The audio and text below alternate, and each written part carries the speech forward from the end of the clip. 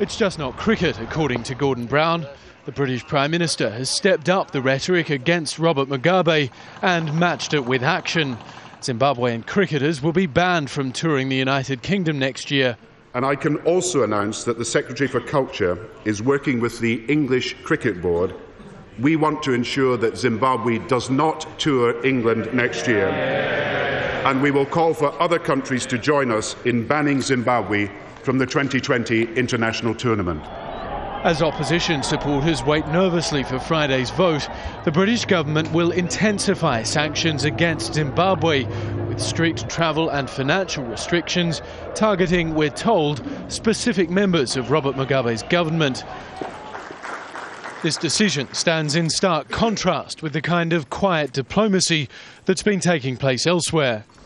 These decisions being made in Downing Street may in fact have very little impact. We're just a few hundred metres away at the home of mining giant Anglo-American. Here they're preparing to invest some $400 million building a platinum mine in Zimbabwe. It will be one of the biggest foreign investments there in decades. In a statement, the company says Anglo-American is in full compliance with all relevant national and international laws relating to its activities in Zimbabwe. But Anglo-American is not alone. It's just one of the many British interest companies with a presence in Zimbabwe. British American Tobacco and Barclays Bank both have operations there, as does BP, which jointly owns a chain of petrol stations with Shell. Nearly all of these companies say they are reviewing their Zimbabwean operations.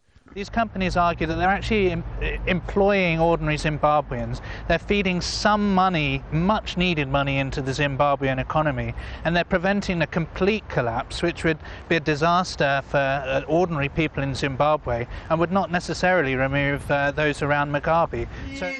That may be the case, but as Mugabe continues clinging to power, pressure is likely to mount on those doing business with his government. Hamish MacDonald, Al Jazeera, London.